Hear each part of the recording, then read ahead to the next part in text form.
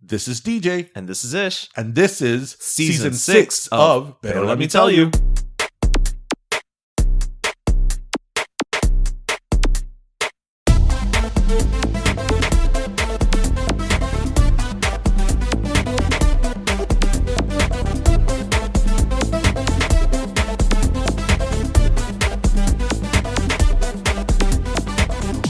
And if this That should be how we check levels world all the ran time. out of lovers, We'll still have each other. You know what? I watched that movie the other day, actually.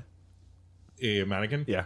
You know what's funny? That obviously I grew up like everybody else listening to that song. Right. Little did I know that the lady singing is Marianne Grace Slick. Grace Slick. I was like, it's from not Marianne. Jefferson Airplane or Jefferson Starship. No, right? Jefferson Airplane. That's why that band is called Jefferson Starship. Okay, eso mismo. But she's from like psychedelic, Oh yeah, she's 60s She's music. hardcore 60s. Yeah. Psychedelic Counterculture. Whatever. Yeah, and yeah. then she was singing, this warm pop ballad of Well, but all it took was Kim Cattrall coming to life. and that is how we start episode 256. 246. 246. You're so close. 10 close. 10 10 off. said. 10 off. 10 off. 246. Hello, Yes, everyone. yes. Is everybody in? To our listeners in South Florida, are you on a boat? Yes. Have you gone swimming in your front yard? Swimming in your front yard? Swimming in like the airport? Oh yeah. All I will say is, again, all the rain. There's lots of flooding down here, but I'm kind of glad that it's not Miami for once. Why? Well, because it's Fort Lauderdale Airport. Right.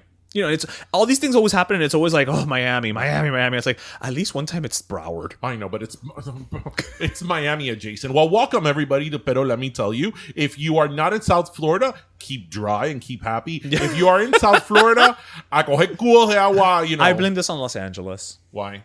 Well, because you know how they had rain like a couple weeks ago And for it didn't several stop? days and it Yeah. didn't stop. I feel like nos hicieron maldiciones. Well, but Is this your fault, Eddie and Jenny? it always rains here anyway. That's true. Yeah, but it's So for been those of pretty you who are not in South Florida, hardcore. so this week actually, Yeah. it rained. It started on Sunday. And you're thinking, well, why are you talking about this? It rains South in Florida. South Florida Yeah. all the time, hence Home Alone 2, right? Remember Home Alone 2? I really don't. Home Alone 2? You know that I know Home Alone 2 better than I know Home Alone 1? Yeah, and we've had this discussion. That's weird. Home Alone 2 is the one in the Plaza Hotel. No, I know, and I've come to the conclusion that I know why you remember that one more than Home Alone 1. It's because you are all about MAGA. And I called him before. Yes, right? you were like, that man should run for president. Yes. Yes. Yes, from seeing Home Alone 2. Yes. Yeah, sure. It's strange. I know, and I actually know Home Alone 2 very well. Home Alone 1. That's like a pigeon lady, right? Yes. Home Alone 1, if I've seen it 5 times, it's too many times. Okay, you're in the minority. No, I know. Okay, I know. okay. But I love Home Alone 2. Like, I love it. Because I love these two guys trying to break into the That's true. brownstone. Anyway. Where were we? I don't even know but anymore. in Home Alone Yes, 2, they end up in Miami, and it's always raining. That's right. Right. But anyway, so for those of you who aren't down here this week, it's not that it rained. It's just it didn't stop raining for about 4 days. Yeah. Y era un aguacero. Ooh, it was like the real life version of your rain medley. It was un aguacero. Like, it was intense Yeah. rain. Like, non-stop. Yeah. Like, it wasn't like, okay, it rained in the afternoon. Because normally here it rains and it stops and it rains and it stops and it rains. No, that was not the case. No, it all. just did not stop At raining. all. So Yeah. as such, everything flooded. Yeah. And when I mean everything, I mean everything. Just check either Channel 7's Instagram, Billy Corbin's Instagram. Only in Dade. Like, it's a baker's dozen of options, really. Yeah. So in Fort Lauderdale in particular, it's bad. the Fort Lauderdale airport looks like a lake. The entire runway flooded. Well, remember, it's on the coast. Well, it is. More so than MIA. It is, but I don't know why in specific. I don't know if it's like because it's near the coast, it's at a lower I'm sure. level? Lower level, yeah. But it was bad. And now they were saying that now when the water recedes, they have to clean up the place. Oh, that's true. Which means by extension, MIA is probably a shit show. Yeah. Because everybody's rescheduling their flights there. Right. Yeah. So good start to the welcome weekend. to Miami. I don't think this is what Will Bienvenidos Smith a was Miami. singing about. Well, he Ava- does talk about the rainstorms are Ain't nothing nothing to to mess mess with. with, That's but I right. can't feel drip on the strip. It's legit. Yeah, but I think if he had been able to catch up with Ava Mendes in the car, she would have told him otherwise. Right. Yeah. Again, shout out to Eva Mendes. Her Yes. Instagram is the greatest thing ever. It's wonderful. It is. It is. It's wonderful. I don't know if she realizes how good it is. I don't think she does, and that's why it's so good. Yeah. Right? So- Because like anything, once you realize something is quote unquote good, you ruin it. Yeah. So Yep. I don't know about that. It's Pero- true. You kind of have to have a certain degree of disassociation. All right, yeah. But anyway, so keep dry, people. Yes, and don't miss half a day of skiing. Of skiing. I don't know. It just felt like a Gwyneth Paltrow reference. Oh. I mean, the internet never disappoints. How somebody said, "Oh, now that Gwyneth Paltrow won her counter lawsuit for $1, she could go to the Dollar Tree." And there was like a picture of her walking into the Dollar Tree, and it's like, no, she No, can't. she's 25 cents short. Yeah, She's still short. she can't buy shit at the Dollar She Tree. now. cannot. No, Gwyneth, you should have sued for $2. Right? Then you Then could have gotten something. at least- Tupperware, Yeah. Well, I don't know what tinte de pelo. No, Gwyneth Paltrow is not buying her tinte at the Dollar Tree. What do you think? Seriously speaking, What would Gwyneth Paltrow what want? would Yeah. Gwyneth Paltrow buy at the dollar store? Okay, I could. In today's segment of what would Gwyneth Paltrow buy at the dollar store, I think this should be a weekly segment. What would Gwyneth Paltrow? All right. Well, based on her previous statements about processed foods, seasonal? it Would it would be not be the food section. No, we can eliminate that off. It's the bat. already low quality as it is. Right. It's off the bat. A lot of preservatives. I could see her maybe going seasonal, but it would have to be something very. She would buy seasonal, but because she would find it kitschy. She's not buying a stocking at Dollar Tree. Yeah, but seriously, I can't. Gwyneth Paltrow, and I'm not a Gwyneth Paltrow hater by any right. by But you any- recognize the Gwyneth Paltrow the Paltrow of doesn't it all. seem like a festive person. She's not Mariah Carey. No, that's true. No, you're right. Gwyneth Paltrow be like, "Oh, it's Easter eggs." No. You know what? Apple I could, doesn't okay. do that. You know what I could see Gwyneth Paltrow buying at the Dollar Tree? Okay. Okay. I could see her being like working with some, like her florist, right? And her florist is like, oh, I just can't find the right, glass pebbles for this, bucaro that I'm filling. So glass pebbles, So, right. The glass pebbles, little she went, sack of glass right. pebbles. So she went to Dollar Tree and she's like, I think these will be fine. So that is what Gwyneth Paltrow will get at the Dollar Tree. I could see that. Maybe a greeting card. I don't think she sends greeting cards. You don't think Gwyneth Paltrow sends No, she sends greeting e-cards. right to be sustainable? Right. Maybe she will go to the craft section. They have some like crafty things in the craft section. But even her crafts Why seem are we expensive. talking about? And that is it for the segment of okay. So we Join us next week for what would Gwyneth Paltrow buy at the Dollar Tree. Store. Yes. Dollar Tree. So okay, so she bought pebbles. Okay, I can see You that. know, it's because it's one A of those little things where sack like of turquoise pebbles. right. She's just like, whatever, fine. Yeah. Right. Because they're not big enough to put in her hoo ha. No. I don't know. Maybe she'll get her next idea from Goop at the dollar store and then overcharge it. Yeah. At the Dollar Tree. I was gonna say she'll buy balloons, but no, she's not gonna get Myler balloons. No, I feel like for some reason I feel like she'd have a problem with helium. Yeah. I don't know why. Maybe Not the balloons. She's okay with Mylar. I feel like she has a problem with helium. with helium. Maybe she really likes White Rain body wash. She's all about suave. The body wash. Yeah. The White Rain body wash. Yeah. That's only at the dollar store. Okay, well, anyway, moving right along. Join us next week. Join us next week for the latest installment of What Would Gwyneth Paltrow Get at the Dollar Tree? Dun-dun-dun. Anyway, so I came across this this week. Actually, I think it was on Billy Corbin's Instagram. Okay. That in April, it is April. I mean, it's 23 years that Elian Oh yes. Yes. Yeah, I saw Elian did the recently. Great Escape. Yes. And I briefly wanted to touch base upon that Him and Gwen because, Stefani. The whole Elian Wait, thing, it was 2000? it was 2000. Oh, I thought it was like 98. No, it was for some 2000. reason. The whole Elian thing for Cubans was sort of like a JFK moment insofar as like you remember where you were at when they took Elian.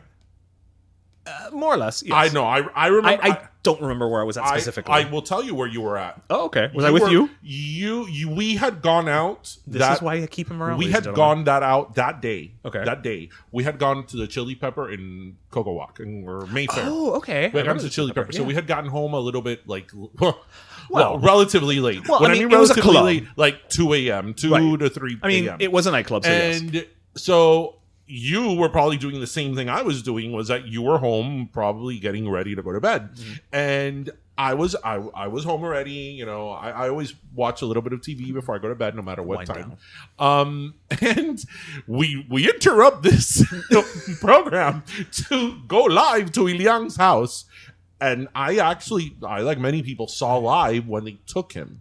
And it was like... I had forgotten it was that late at night. It was that late at night. And or early in the morning. It's so funny because the moment they were taking him, I go, now wake up my parents. Mama! You did? Of course. This is true. You know what? Never mind. I know your family. Yes. Of course you I did. Yes, of course I did. I'm like, Mama, Papa. And they're Se like, llevan Elian! Se llevaron Elian. Ay, Dios mío. Ay, la, la, la. So yeah, like, where were you when they took Elian? I was trying to go to bed after going clubbing. Okay. Anyway, that's where I was. I guess that's where I was too. I can Yes, assure you yes, that's where you were, yes. because I specifically remember that night at the Chili Pepper in the Grove. in, Yeah, in Mayfair. in Mayfair. Chili Pepper's gone, right? Oh, it's long gone. Yeah, it's long gone. Yeah. That's probably, I don't know, a vegan food store now. Or some type of frozen yogurt spot. Totally froyo. Yeah, totally. Anyway, so with Elian in particular, I remember that I went and it was one of my first protests. Oh, baby's first protest. Yeah, I protested for Elian. I protested for Elian three times. One on Bird Road, one at FIU, and one time I even joined the Pikes at FIU, the fraternity, to go do a human chain around the house. You did? I did. I did not know this about you. Yes, I did. Yeah. Is this just because you thought Maris Laces was cute? And you were trying to get her attention? Don't lie. I have to tell Don't lie. I have to tell you, Maris Laces was like the total Miami girl without it being the Miami moment yet. She was a she was forerunner, cute, wasn't she? She was adorable. Yeah, She was really cute. She's about our age. Yeah.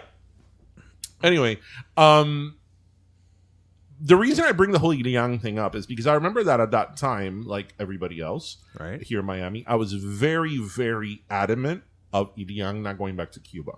And what was your reasoning? My reasoning was that, what many people thought, that he was being used as a political pawn, which he was. Mm-hmm. And there is recordings of the father at first being okay with him being here. Mm-hmm. Or there's testimonial that there was, but then the father sort of got pressured by the Cuban government, which all that is very believable. Absolutely. Right? And they wanted to make an example of Elian, and all that is believable. And again, I was very, very adamant about him leaving, like everybody else here in Miami. I can't tell you about him staying. I'm sorry. I will tell you that 23 years later, I remember that year I went to Italy when all that was going on, and everybody in Italy was talking about that. Really? Yes, everybody was talking about that. Well, I mean, I know it was an international thing, but you don't realize it until you actually go abroad. Well, you're actually literally abroad. And 23 years later, and now as a parent, I could tell you that I have two completely different opinions. The Cuban part of me is always going to be like, he should have stayed. He should have stayed. Right. But now also, it's not only the parental part of it, but it's also the lawyer, like the legal cap. Mm-hmm. I can never really take it off.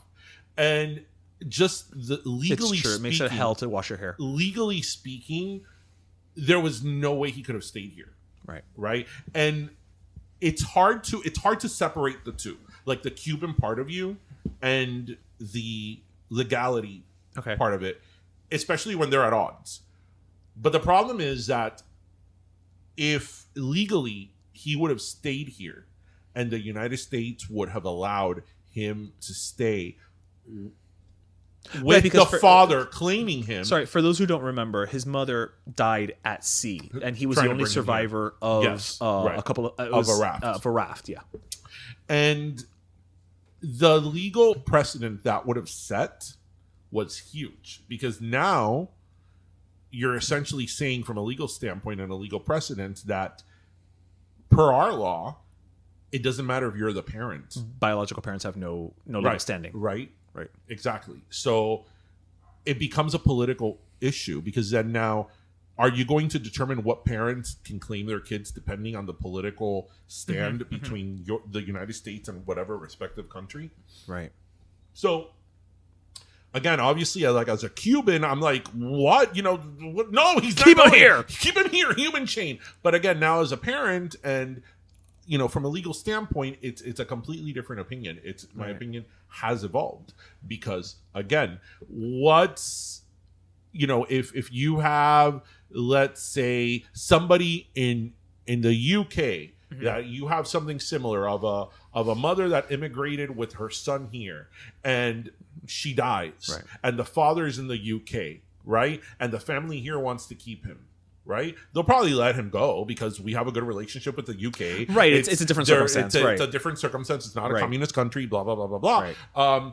So, if that were the case, then we would be basing the laws that influence paternity based on political reasons, which relationships, which essentially is wrong. Well, so, I mean, so what's on your take on it? Do you still have the same take on it? Even back then, I felt, I wasn't a parent then, I'm not a parent now. I kind of felt that duality, right? Because it was one of those things where, like, that's his father. Like, legally, morally, you could say, that's his kid. And anybody who's separated from their kid wants their kid. You know what I mean? Right. Or should have. And from everything we know, he was involved in his child's life. So it's not like he didn't know the kid. Right. But at the end of the day, that is your child. You should have the ability to claim them. But like then and now, I knew what that child was going to become.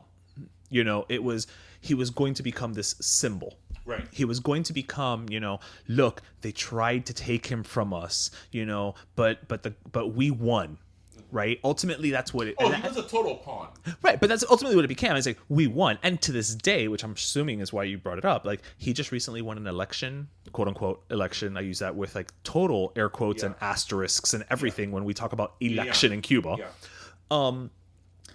To this day, he's part of the government there. Yeah. Because literally, the second that child was taken back to Cuba, his future was sealed.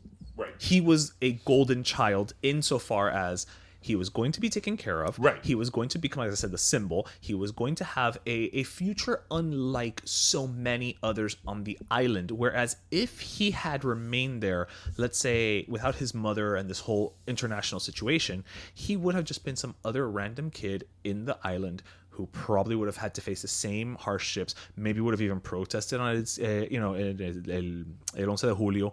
I'm saying, again, I can't speak for what the kid's life would or wouldn't have been, but, that's it. The minute that he became, that Castro said, that one. Right. That's it. His future was considered. It was locked in. Yeah, yeah. And history's proven us right. I have to tell you que eso fue tremendo show. I mean, it's funny because in the Billy Corbin documentary, the one of the votes, 200 and I forgot the number, but the one he did about the 2000 election, there is a part of the 2000 of that documentary that they talk about the Elian thing, and I guess I hadn't remembered how the display that sort of became a display of like politicians going and playing in Elian's front yard while the whole world watched, and he became like, a pawn for everybody. He was basically an international baby Jessica. Because then they would like, oh, Elian, let's play baseball in front of the house to show you as a normal. Right. Oh, the reporters are here. Right. And there will be like 500 reporters in the front, and like even different like businesses would come and like, oh, here's our da-dun, da-dun, yeah. Here's the toys we brought you from wherever. So and so jugueteria. Right. Like, right. It became the show that would that very people, typical that of our us. people are so yeah.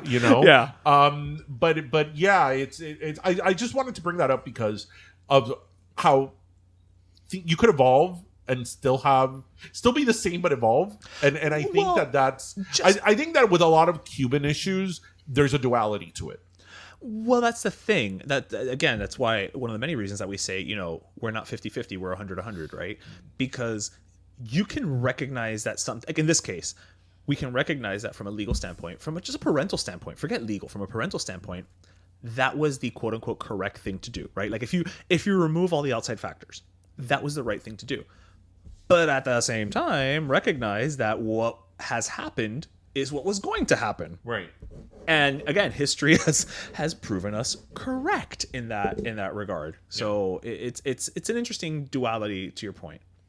I wanted to bring something up just because, I mean, you kind of opened the door with Cuba, as we do here on Pero Let Me Tell You. So this past week, we posted a little video snippet, as we do sometimes on it's audio, but it's got pictures of, our episode to give people a sampling of what we're talking about.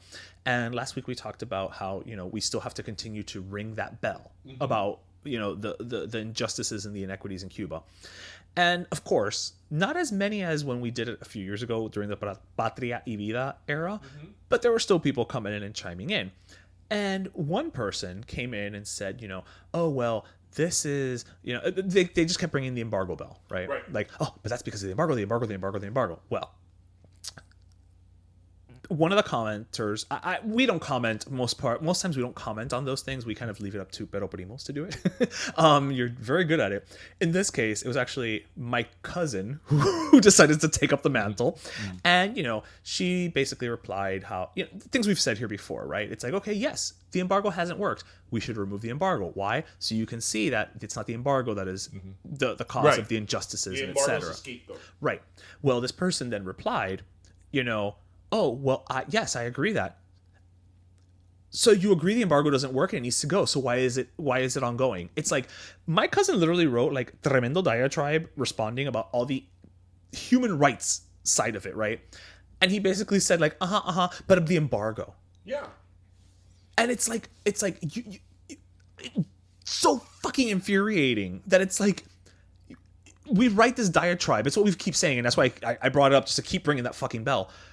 And you're like, but the embargo, but the embargo, but the embargo. Right. And like I said last week, the embargo's with the U.S. The embargo's not with all of Europe. Right. Because and I said it last week, and I'll say it again. And it's funny because when you edited that little clip to put on our Instagram of our audio, I sort of the statement that I made, the most important statement, part of the statement, you edited out, which obviously you can't put a whole argument on there. In all fairness, I had edited that before you reached out to me to remind me that you said that part. Right. And I was really busy at work, so I'd have to go back. Right. But I'm sure that if that person who responded he doesn't follow us, by the way. Right. Of course not. Of course not. I'm sure that if you were to enter into a nonsensical dialogue, it will end with, or it will have a part of like, well, the capitalist system of the United States, right? And that's not what we're talking has about. Blah blah blah blah blah, and and is so many people don't have generational wealth, and so many companies, illiteracy rate, blah blah blah, and so, corporate America is blah blah blah blah blah. Why? Because I said it last week, and I'll say it again today. Every single person, it doesn't fail, that I talk to about the Cuba matter that has some type of excuse for the system in Cuba, it always ends with anti-American and anti-capitalist sentiment. Always. It doesn't fail. Right. It doesn't fail every single time. And as I say, you can have whatever grievance you want against the United States and capitalism or whatever. Two things can be true. And you may have very good, valid points. We have a very, very complicated and ugly past in the United States. In the course of 246 episodes, we have talked at length with, the injustices that have occurred in the United States historically and continue to occur. That is We're not taking that away. That is one thing. You can make that argument, right? But you don't have to defend another system in order to take down or criticize this one. Especially a totalitarian system. Right. Especially, again, when you have millions of people at this point, no es de ojo tres gato, right? Millions of people throughout 63 years, 64 years. You're right, yeah. Telling you, hey, this is what it is. This is what we're going through. Yep. No, I love when people are like, oh, I've spoken to Cubans who love the government. I'm like, really? How many? Well, I'm sure and they're they out there. exist. They Wait, exist. they exist. They exist. The same Really? way. I mean, there are people who loved Hitler. Right. Have you come to Miami? I right? mean- right? Because then No, but you know what? You can make the argument that in Miami everybody's anti-government. Okay, fine.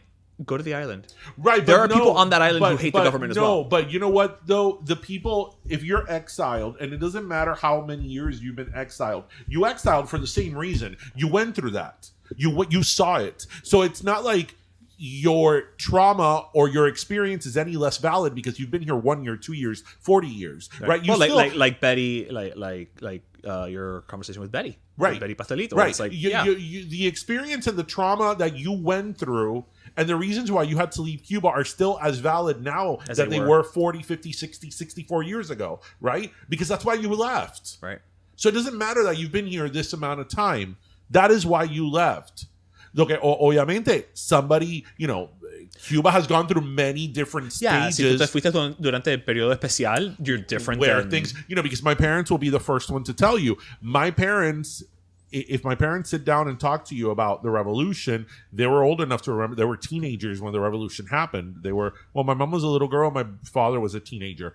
And, they will tell you how the firing squads, would come to town and how people disappeared and that. But my parents would tell you, while the time that we lived through it, it was terrible because of how oppressive it was in terms of like The upheaval. Yes, and the firing squads and everybody was terrified. A nosotros no nos faltaba la comida.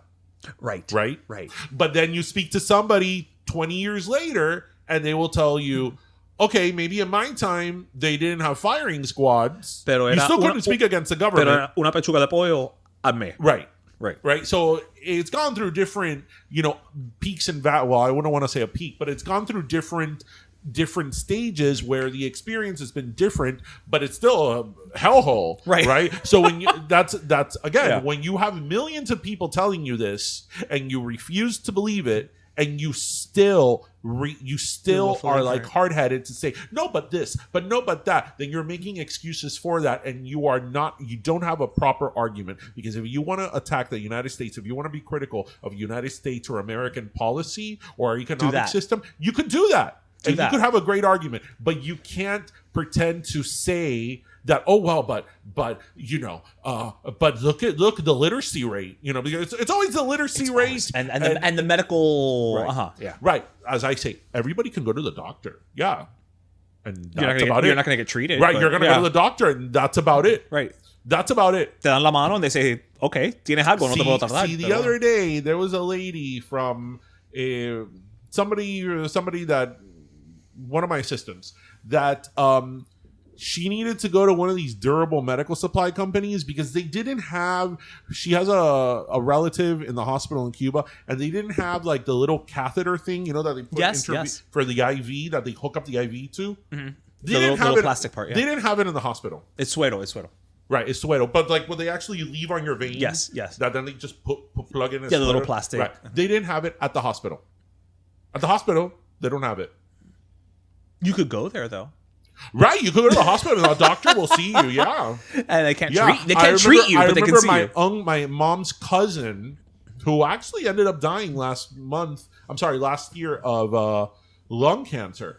She, a few years ago, around the time that she was being diagnosed with lung cancer, that she had all these X-rays done. There was a moment that she couldn't get an X-ray done porque the light bulbs or whatever type of bulbs the X-ray machine used were broken.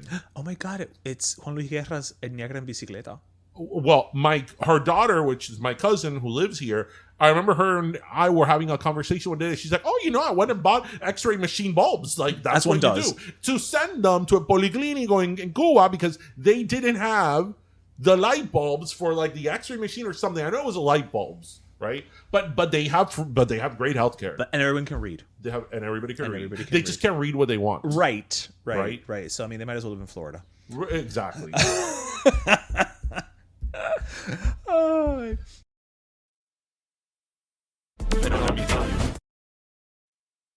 Oye mi gente, Ish here. Let's face it, sometimes we need a little energy boost to focus during the day, pero want to avoid those energy drinks with who knows what in them. Bueno, let's talk about the sponsor of today's podcast, Neuro Gum and Mints. Developed by former athletes who don't want to take supplements or energy drinks when they're studying, training, or going out, these gum and mints were endlessly lab tested with thoughtfully curated natural ingredients to create 3 different products. There's Calm and Clarity with vitamin D3 to optimize clarity of mind, or Health and Vitality, which is infused with immune boosting vitamins to help strengthen your body. Now, y'all know I have a full-time job, co-host, and produce this podcast, not to mention help run wing pop-ups. So I am all about the energy and focus mints right now. And let me tell you, I am definitely feeling those B vitamins pushing my mental endurance so I can focus on everything I need to get done each week. So it's better than Calm, Focus, Energy, and Vitality. Getting them at a discount. Visit tryneurogum.com/pero to get up to 20% off your purchase of Neuro Gum or Mints. That's right. Head to tryneurogum.com/pero and get up to 20% off your purchase today so you can have a little more focus and energy tomorrow.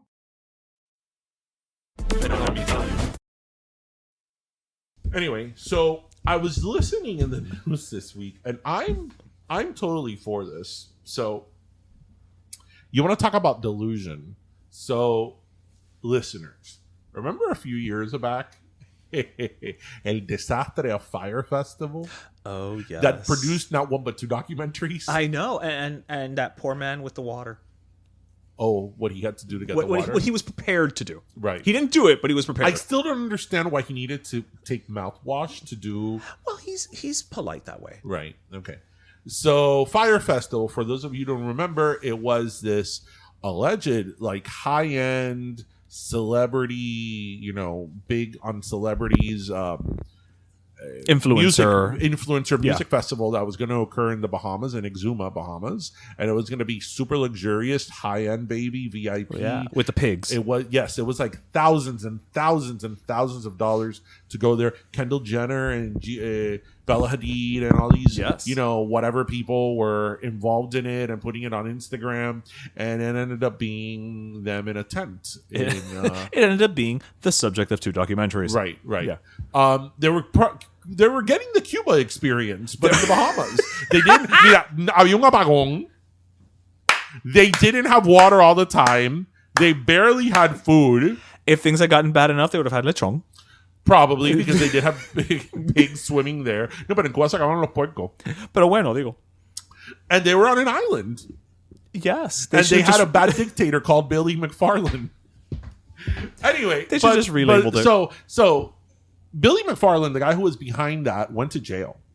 Oh, that's right. Right, yes. He went to jail. He served 4 years in federal prison. Yes. For like investment, like securities fraud, and he lied to like the investors. Blah blah blah. So he's out of jail now, and he's saying that he's planning a Fyre Festival too. I think it should happen. I think that he should contract us. Yeah. So we can cover it as it goes down in flames. Yeah. Yo, por si acaso, es una loncherita. Bueno, we're going to take Lunchables. And I'll take my Yeti. Right. But the beauty is that you put ice in it, and a week later... Knowing what we know, though, we would go out to other sponsors and be, like you said, you'd be like, hey, Yeti, we're going to go to the Fyre Festival. You saw how the first one turned out. Yeah. So why don't you sponsor us so we can be like, well, when everything is going to shit, we have hydration. And it's cold. Right. Oscar Mayer, we'll take Lunchables. Right. We're thinking ahead. You know what's so crazy is that I bet you that if he relaunched this, people would do it. Somebody would go. People would do it, and they would pay top money to do it because that's just the world we live in. You know what the even crazier part of it is? I think that if he was to try it now, he'd pull it off right. Yeah. Because I think now we'll do it again. Right. I think now there are sponsors who would be like, okay, that was a good idea. It was a shit show, but I'm going to become the savior of the Fyre Festival. Yeah, they would put a spin on it. Right. And I think that everybody will be down and do it. Yeah. Yeah. Isn't that crazy? I could see it happening. I agree with you 100%. The delusion of this guy, but, I remember... Not the delusion of this guy, the fact that he can find somebody who can money. I remember that in the multiple documentaries about the Fyre Festival, everybody said he was like a narcissist. They always are. Yeah. It's so interesting how narcissism is such a as a matter of fact term used nowadays, and Right. people are like, "Oh, he's a narcissist." But I remember when I studied psychology, narcissism really was a mental illness. a clinical term, yeah. I mean, the first to be honest, I think one of the reasons why I never, until I studied in psychology, why I never took narcissism too seriously was because of Vanity Smurf. I agree. And that is very fair. You can't take anybody seriously who holds a mirror and a flower in their hair. Oh yeah, Vanity Smurf was ahead of the curve. Listen, Vanity Smurf probably would have run for Smurf president. Vanity Smurf now would have millions of followers on Instagram. Okay, is this not a thing? I think we should make a Vanity Smurf Instagram. Pago or Payo or whatever the name of the Smurf creator is. Why does it Vanity Smurf? I could see Vanity Smurf would totally summer in Ibiza. Yeah. Except he would say Ibiza. So was Vanity Smurf gay? Or are we not going down that route? I'm gonna say one phrase about that, and I'm gonna leave it at that.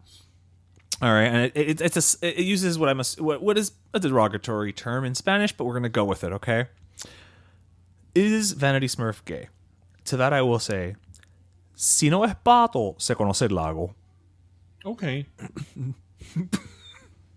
There was a pond in Smurf Village. Exactly. There was. No, because we don't want to stereotype that because he was Vanity Smurf, he had to be gay. Right? Well, nowadays he'd just be non-binary.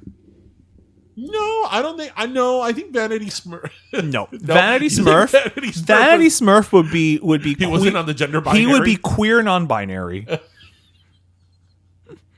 Oh my God, Vanity Smurf could have totally hosted Queer Eye for the Smurf guy. Okay, but that would have been a confusing show. The first one they would have had to hire was gone after is Hefty Smurf. You know that Hefty Smurf needed him. Hefty Smurf could totally have done that whole daddy thing. No, he just didn't know how to channel it. Right, and that's what Yeah. Queer Eye for the Smurf guy hosted by Vanity Smurf. Look, if Vanity Smurf would have had to been the whole cast, right? That's a lot of vanity. Right. Well, it's the Smurfs. There weren't that many of them. No, pero mira, look. Okay, hold on. I can do this. Vanity Smurf would have been the style guy, right? Brainy would have been culture. Okay. What was the other one? There was a chef, so that could have been for the food. Right. The home one. Who would have been the home one? There was probably a gardener Smurf. And then for no reason, just because they needed to do it, they would have put Smurfette. I was going to say for comic relief, they would have had Clumsy Smurf. Okay, but what's the one that the gifts would blow up? And a special guest is now the Seven Dwarfs. That's a season right there.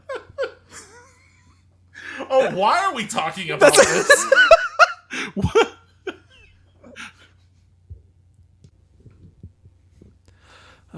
Vanity Smurf. The Smurfs were great. They were. He was an icon before icons were a thing. Yeah.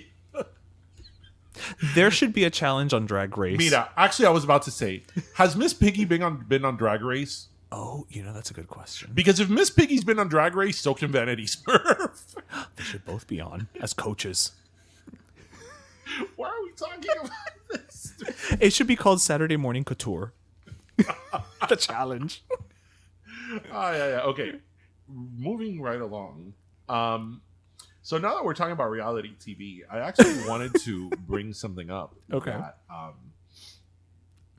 the other day, I started thinking about this, and having a kid, one of the things that I often scratch my head about, and you've seen this yourself. Not only you've seen it through my kid, but through your nephews, is that they're very in.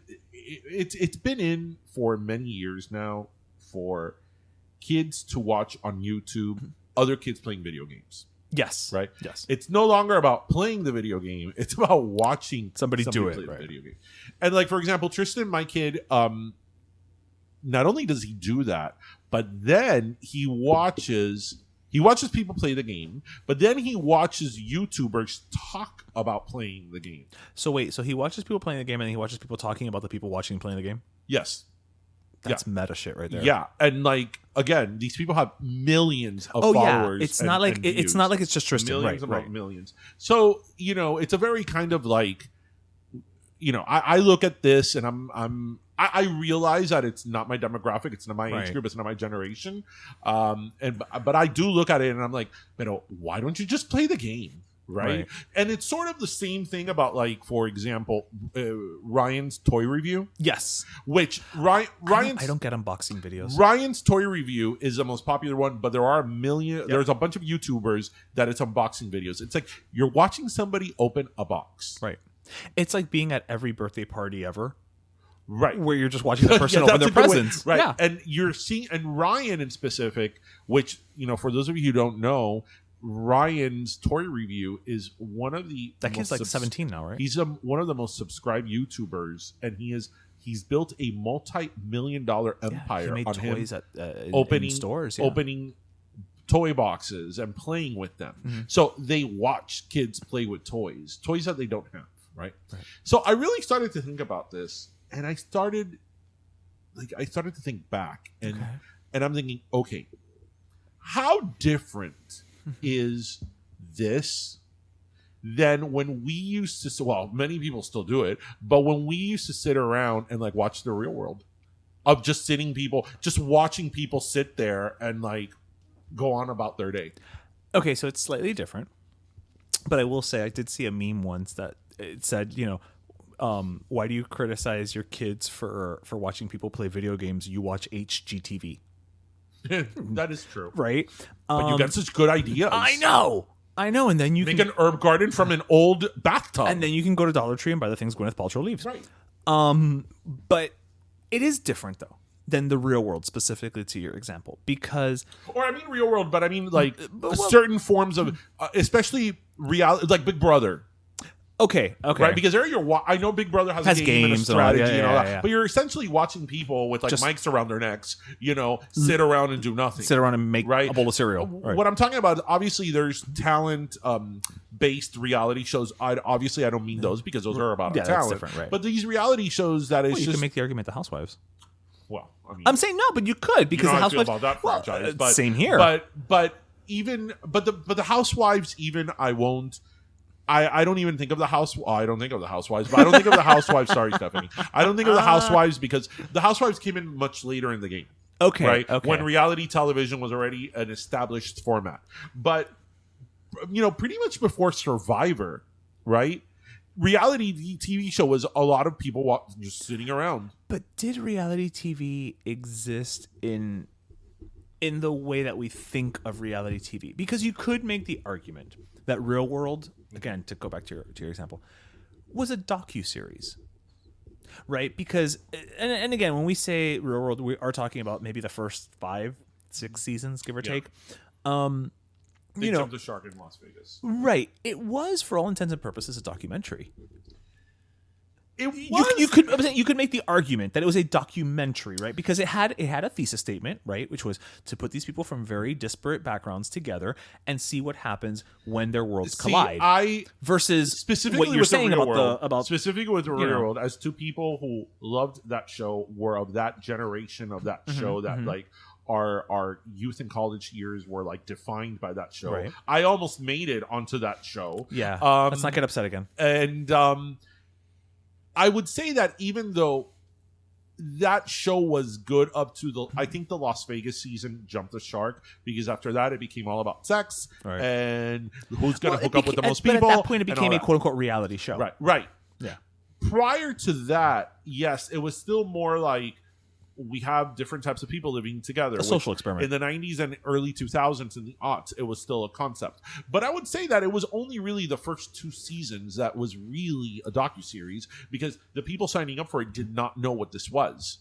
After, even San Francisco, which was the 3rd season, there was an expectation of what you were getting yourself into. You know what? No, I'm gonna disagree with you, because 3rd season had Pedro, which is, once you have somebody who's living with AIDS at that point in time, that is a social experiment. It is. I'll give you season 4 moving forward. It is. But people already knew what they kind of were signing up for. They didn't know there was going to be somebody with AIDS living in their household, right? But they already knew that they were going to get a cast of different people, and somebody was going to be the sweet one, and somebody, and all that. The format. And essentially, yes, like Real World San Francisco, there was a huge, it was a moment in time where you saw a man as he would say, I wasn't dying of AIDS, I was living with AIDS, go upon his life, right? Pedro, as Rachel would say. Which I totally believe if he was still alive today, he'd be on our show. Oh, for sure. Yeah. He Pedro would have would've already been totally on our show. been on our show. He would have already been on our show. But, like, I started thinking about that. I'm like, okay, I used to sit and watch The Real World for like 10 years. And it was just, these people walking around doing nothing. And yes, there was the element of like, I'm the country girl that has never seen a black person in, my life. And here I am in New York City, Julie. Of course there was that element. But at the end of the day, you were watching people go on their very lives, right? Right. They were not doing quote unquote something. Right. It wasn't scripted. Well, it wasn't scripted, but we were watching people do things. Right. Right. It's not too different than what these kids do. It's just obviously a different generation, a different time. Things have evolved in different ways, a new technology. But I think there's a much bigger. Whereas now anybody can be a YouTuber, and back then, there was still a eso es lo que iba. an audition process, as I know, to reality TV shows. A eso es lo que iba. There is something different now versus then. Have you thought that you and I are both reality TV rejects? Well, I could have maybe not been a reject. Me with Real I never World thought and you about with that. Making the Band. So thank you for putting it into that context. Making the Band. Thanks for that context of labeling us both rejects on our own show. No, what I was gonna say is, the difference I think to a degree is, and again, obviously as again to keep with the Real World example, it kept going. Things changed, but there was no expectation of quote unquote fame when you did the Real World. Even back then, even the later seasons, there was no concept of the reality TV machine as it exists now. Whereas, I don't know if you saw Pretty Baby, the Brooke Shields documentary on Hulu. It's very good. You should watch it. She then has gone on, she's doing the publicity circuit, and she, on the Drew Barrymore show, has said, there are kids nowadays who say, what do you want to be when you grow up? I want to be famous. And that's to a degree what these YouTubers are. These YouTubers that do this, and I know I'm painting with a very wide brush, but they are doing this because I want notoriety, I want the fame, I want the sponsorship, I want the money, right? Whereas I think initially, the Logan brothers. Well, yeah, but with and let's not even say Real World. Let's go further back to the PBS documentary An American Family, right?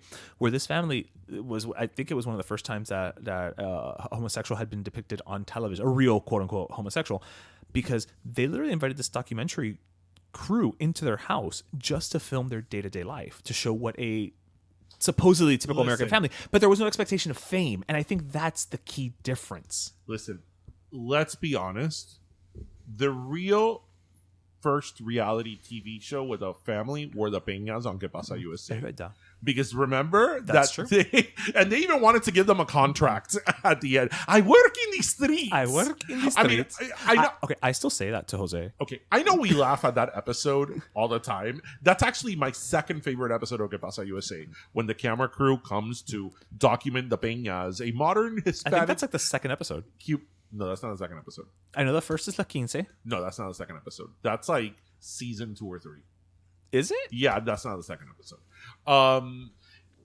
But if you really come to think about it, it was a reality TV show. Yeah. Well, that's because in the 70s. Well, again, remember they were PBS, and that was around the same time as the American Family documentary. So you think that? No, yeah, that had probably aired. You know what? I'm going to ask Luis Santero. That had probably aired, and they were like, okay, let's. If it worked for them, it worked for the Peñas. Yeah. I mean, again, they wanted to give them a contract after. I totally would have. Mr. Spencer was Mr. Spencer, right? I don't know if that was his name in that episode. But in one of the many episodes, it was Mr. Spencer, and his camera woman was Patria. Yeah, of course. Yeah. Or Sister Josefa. Because everything they talk about is sex, and sex. Hey, no Crush Velvet. that episode. It's wonderful. Part when Adela walks in with the purple hair. Ay, Juanita, qué pena, no pareces hija mía. No le has ofrecido un snack. Vamos a traerle un snack en nuestra bandeja de plata. That's so real. That's so it's true. So us. Because my parents did have servicio de plata that they would only take out like, I only think they've taken it out We once. recently found silverware in my grandmother's house Of course. that we had never seen before. Of course. Ever. Of course. Yeah. I was like, wait, you had silverware? Yes. My mom has pretty bathroom towels that she's never seen the light of day. Que tienen hasta lentejuela. And I'm like, okay, but like... So your mother's not Monica? No. Right. Yeah, like they have never seen the light of day. It's like, okay, but I agree that there's certain things that, As we know, I'm very about like, I have certain things that I'm like, this cannot be touched. This is only to see. listen, I only saw the Ralph Lauren comforter My special occasion Ralph Lauren. maybe comfort. 4 times a So year. for our listeners, we've said this story before, yeah. but for those of you who don't know, so I still have it actually. I was gonna ask. It was like really nice. This Ralph Lauren denim comforter. It was beautiful. Yeah. In my room at my parents' house, and that comforter only came out on. That's why we call it the special occasion comforter. Like if it was my birthday and I knew people were coming to the house, if for any reason they were going to see my room had to be perfect, immaculate with my Ralph Lauren comforter. If it was like Christmas that people come to the house, right. But people couldn't sit on it. Because I was like, this is my Ralph Lauren comforter that was like hundreds of dollars. Like, no, like you can't sit on that. To this day, if I was to walk into your house tomorrow and see the Ralph Lauren comforter, I'm like, I'm underdressed. Yes. It's a special occasion. That's like I have this I collect books from the Olympics, and I have this one book from the 2002 Salt Lake City Olympics. It's called The Fire Within. It's a coffee table collectible book. There's only like 200 of them, Right. and like the cover is like a certain type of like linen, and the book is beautiful, Right. and it's a coffee table book. So I had it in the coffee table, and then I started noticing that people were touching it. I'm like, no, we don't touch The Fire Within. So The Fire Within is now. That's a t-shirt. We don't touch the fire within. No, The Fire Within now is in my bookshelves in a very high one. I've noticed. You've noticed. I've noticed. I barely reached that goddamn shelf. Because Yes. nobody's touching The Fire Within. Are you kidding? My collectible Olympic.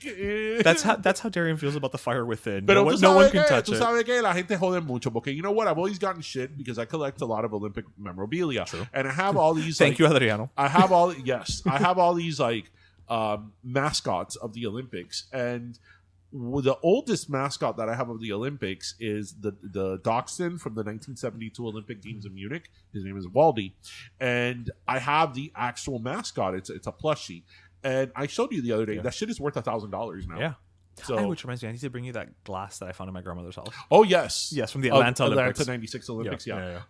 So wait, where did we get derailed from? Oh, a reality TV show. We and always all get that. derailed. It's And all that. it's So- wonderful. is So what it yeah, is. reality TV show. Ryan's toy review. Is it the same thing? Is that still a thing? Is Ryan's he still toy doing review? like toy reviews? Because that kid's got like what 25 now. No, I think he's gone. No, he's probably like 14. Probably Okay, like 14. okay. So he's older, Yeah. older but not old. Okay, Yeah, older. Okay. No, he's not like legal yet. okay. That sounded weird. So, have you seen the video?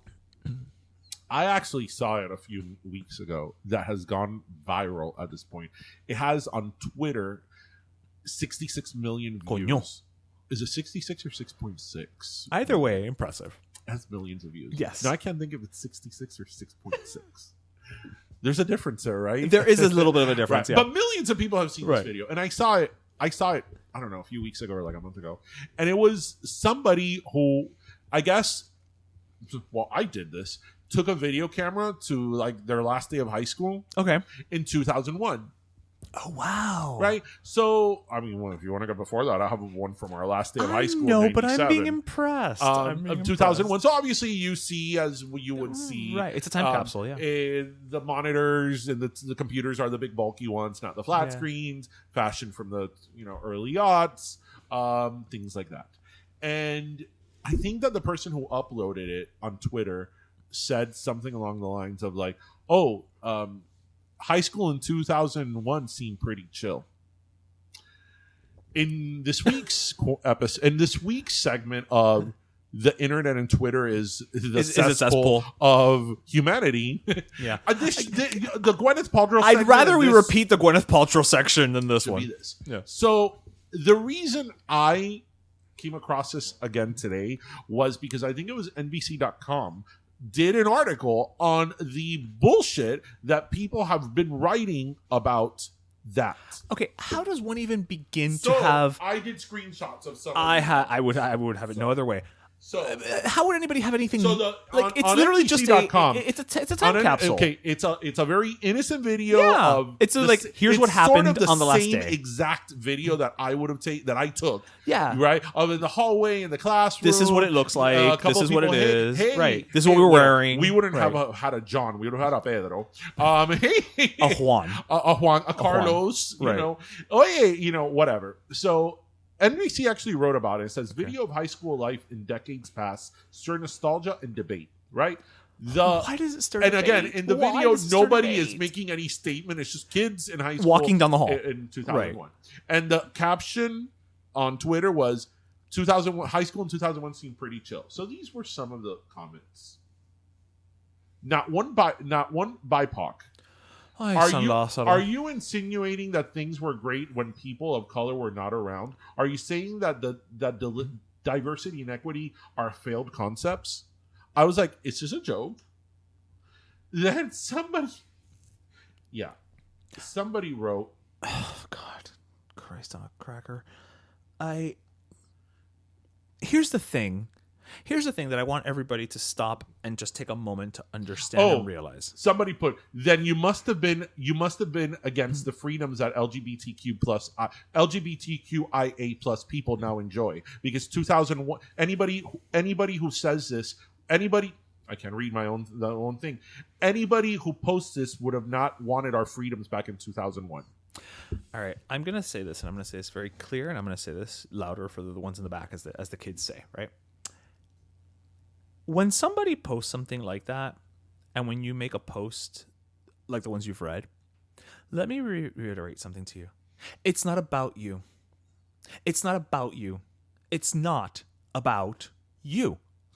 It is about, wow, look at the time that we lived in. Oh, how fun, how free. We were younger. We didn't have a care in the world.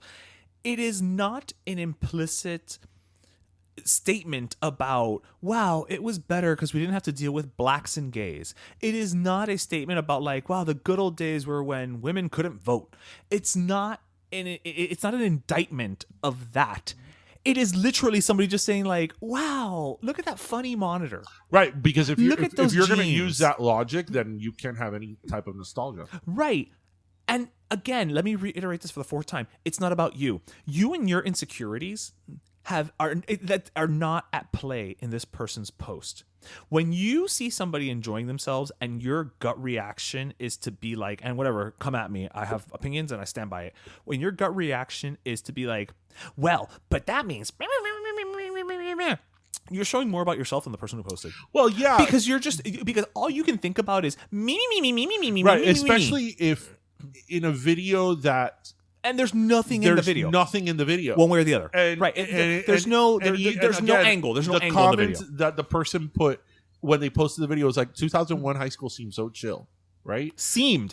Actually, that's a great word that they use. Seemed so chill. So doesn't mean somebody was. wrote here, which I thought this comment was pretty good.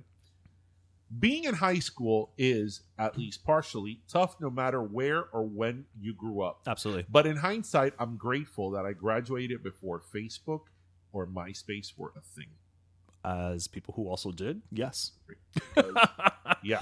Yeah. Because I think that now, that's something that we've never really thought about because we're not of that age group anymore, how different the high school experience is now with social media. If you didn't post it, did it happen?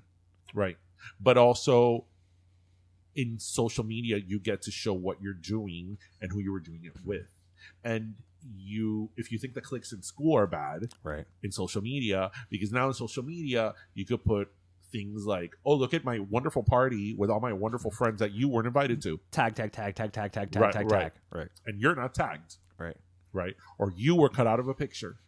So it opens up a whole like set of circumstances that that is foreign to us because we went through high school that predated social media. But again, it was one of these things that like I know we say this all the time on the show, but it's just when I think I've seen the worst, like hold my beer. Yes, Right. Because tú sabes lo que es decir es also, are you saying that?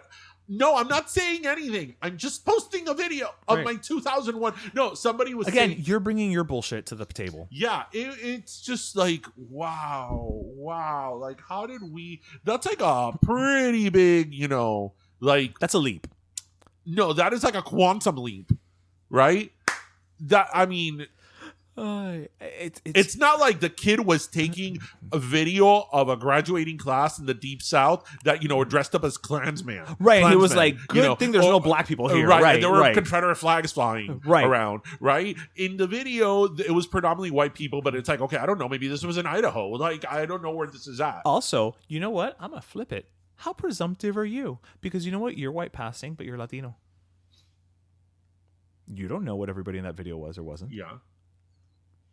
You don't know if there was LGBT people in that video. Right. You don't. Right. Again, you're bringing your bullshit to the forefront of this. There could have been somebody who was like totally gay and everybody knew it and just, doesn't Didn't care. scream flaming homosexual Right. in like or in a because video. or they weren't holding their boyfriend or girlfriend's hand at that moment. Right?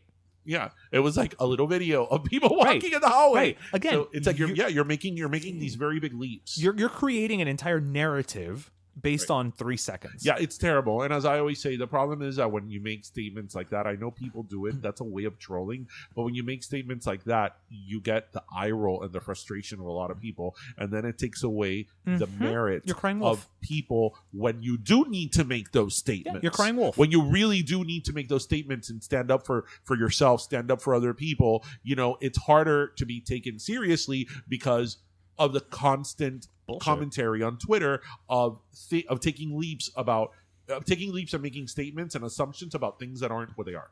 Right. So yeah. And that was today's segment on why Twitter's a cesspool. Yes. Dun-dun-dun. Ahora estoy mal. Now I'm upset. Right. You know what's going to make me less upset? What? A soda. Yes, our last soda. Yes, our last soda. So do you want to go first because mine is going to be a little long. Okay, so mine actually is going to be pretty short. So my last soda this week is actually going to be, again, one of my like weirdly like overreaching sodas, but go with it. My local soda. My last soda this week is going to local theater. Oh, yes. So last week we were able to we were invited to a local production of Little Shop of Horrors, which is one of my favorite musicals. Haven't ever seen it live on stage. I got to see it this week. We're gonna go see a local production of a play by guest of the show, Robbie Ramos, The Walls Have Ears. We just recently also had the chance to sit down with Lucy Lopez and Vanessa Garcia for their upcoming play, #Graced. And so all of these, as I think I've made clear in this show, I love a Broadway spectacle. I love a Broadway show. I love a big lights and numbers and all of that, right? But so important also is local theater and local productions. And it's just something that we need to always continue to support, because these are the voices that are really going to, as is the case specifically with Walls Have Ears and #Graced, are speaking about us, our community, our people. And Villain Theater as well. Thank you. Yes, I had totally forgotten. That was only a week ago, and I feel like it was 3 months ago. Because we had a lot of fun with them. I know. We had so much fun. It's an upcoming interview with two of the founders of Villain Theater. And again, these are the spaces where you can go and just enjoy that unique voice, and it's so important that they communicate those experiences and that we all get to go there and have these experiences that we may not get on Broadway or the big spectacle or the touring production and all of that. And those are all great too. But there also has to be a space for these stories to be told. And many times they are in local productions. And so that's my last soda is, local theater. That's a good one. And, for somebody who isn't a theater head, or is that a big... It is now. We're going to make it a thing. The times I've been to the Villain Theater and I've been to like these small productions, they've been very enjoyable. Yeah. And I mean, also you enjoyed seeing me in a storage container do plays. That is true. Yes. And I find that every time I'm exposed to theater, I learn more. I told you that I thought Little Shop of Horrors was just a cartoon I grew up on in the 90s, It is not. And the stage production has a different ending I than know. the movie. But then you told me the whole thing with I knew the plant. In the cartoon, I don't remember the plant being this vicious murderer. Well, it was Saturday morning. Yeah, it was a funny plant. Yeah. But now, I find out that the plant kills people and Oh, yes, it does. is an alien. And It's a who whole knew? thing. Yeah. Who Yeah. knew? Yeah. So you learn things. See? You Look learn at you being educated by Little Shop. So anyway, I'm actually going to give my last soda, and I can't believe I'm going to give it to this, and I can't believe I'm even going to talk about this, but it's something actually that you turned me on to. All this week, I've been listening, and this is my last soda, to Lance Bass's Frosted Tips podcast. Isn't it great? I fell down that rabbit hole like and Alice. No, and you felt great because I started when it started. So you've got a nice well. And it's funny because that's It's your wheelhouse. But as a podcaster, I don't listen to that many podcasts. Right. And I can't say that Lance Bass is one. I don't mean this as a diss, but it's not like somebody I'm like, oh my God, he's so interesting. Like, Right. You don't pop into your head. I Right, want to know right, more. I want right. to hear Lance all day and all the time. And it's not a diss against him. I like Lance Bass. He's not one of the first people. Right? He went to space. He was going to go to space. That's true. Hello. But you had mentioned it to me, and I think somebody else mentioned it to me, and I don't know, because of the AI, something on my phone, it kept popping up. Like, and I'm like, I'm just going to listen to it. So I listened to it all this week. This is really odd who I first listened to. Gary Barlow. Nope. Okay. That would have been my first guess. The first person I listened to, I don't think you're going to guess. It's really off the wall. The one from New Edition. Nope. No, because if they would have interviewed any of like Ralph Tresvant or something, he interviewed Johnny Gill. It was Johnny Gill. That's right. Yeah, Johnny Gill is. Do I get one more guess? You do. It's not the kid from Glee. No. Okay. I have no clue. Trevor Pennick from O-Town. Really? Yeah. Why? I always liked Trevor. I couldn't tell you which one Trevor is. The black one, or Okay. the darker one. Okay. Because I think he's mixed, but whatever. Okay. Yeah, I always liked Trevor, and I was like, I'm gonna listen to Trevor's. That's great. So, but then after I was done with that, of everybody else, the one who I really wanted, the reason I know why I listened to Trevor, because I like the concept of O-Town, how they got created, and back to reality TV show. And me. And you. I did watch Making the Band when he was on it. So that's probably why. But the first real one that I listened to, because I do like him, was AJ from the Backstreet Boys. The two-parter? The two-parter. Yeah, it was great. AJ, I've always said this, and I mean, I can say that I'm a boy band Aficionado. right? But I always thought that from that that time of boy bands, I thought by far, and I'm sorry whoever gets mad at what I'm going to say, especially to the Justin Timberlake fans, I thought AJ was the most talented one.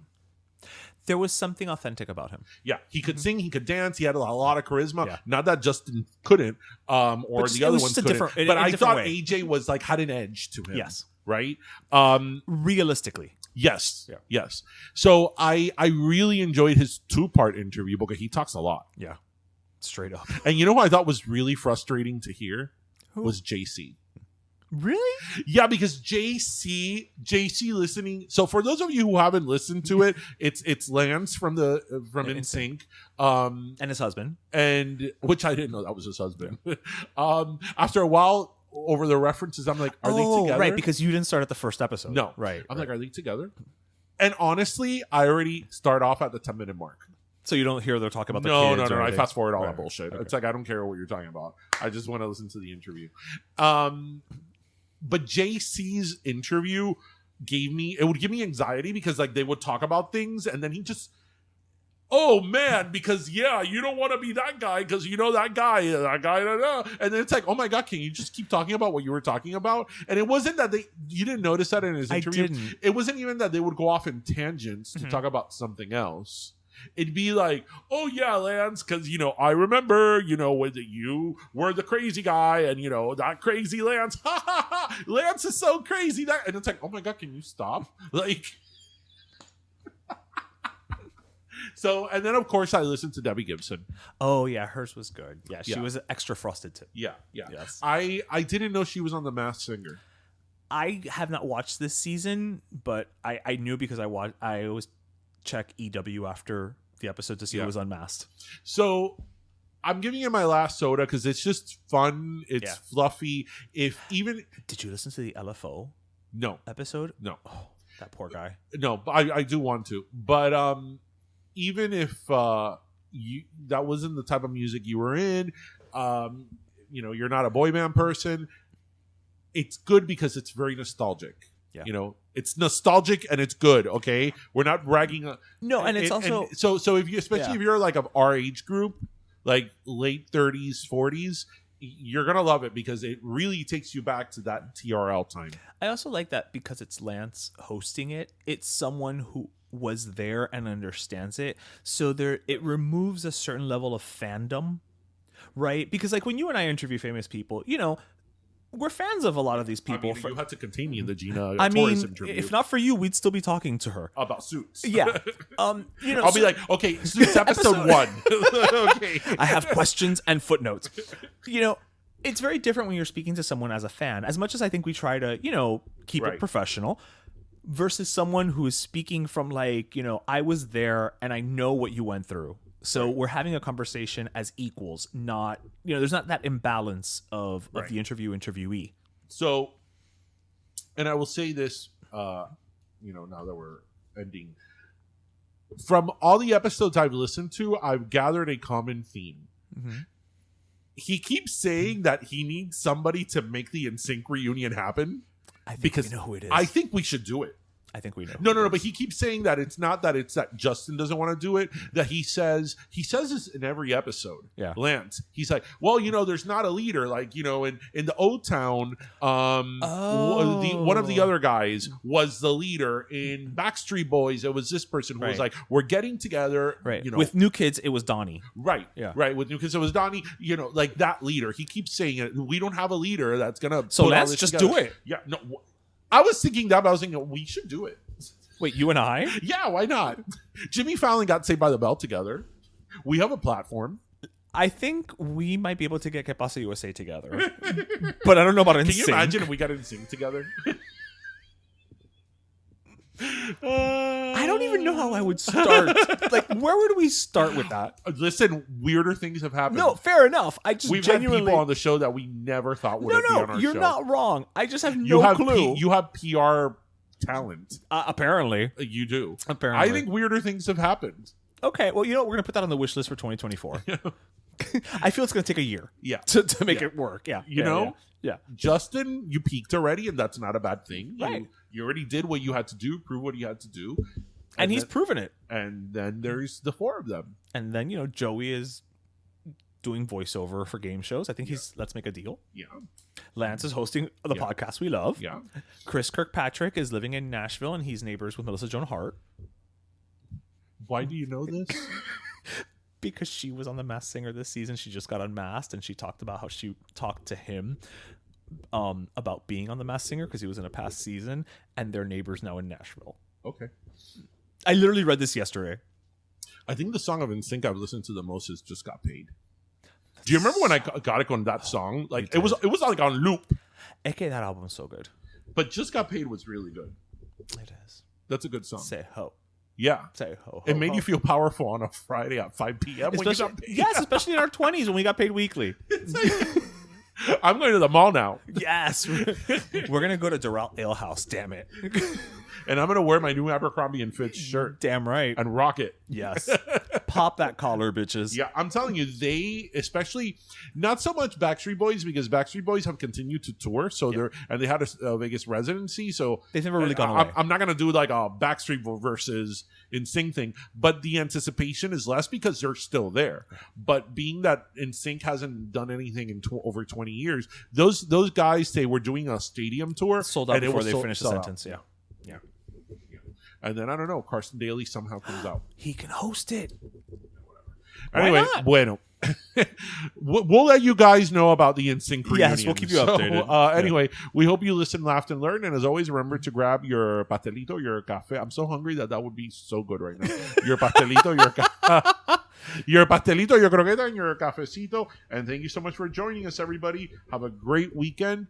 See you next week. And for those of you in South Florida, stay dry. Yes. And don't forget, we have 2 pop-ups this weekend. Yes. Yes. So Saturday and Sunday. You can catch us twice. Check Bean Pampoyo MIA on Instagram. All right. Cuídense, mi gente. Bye.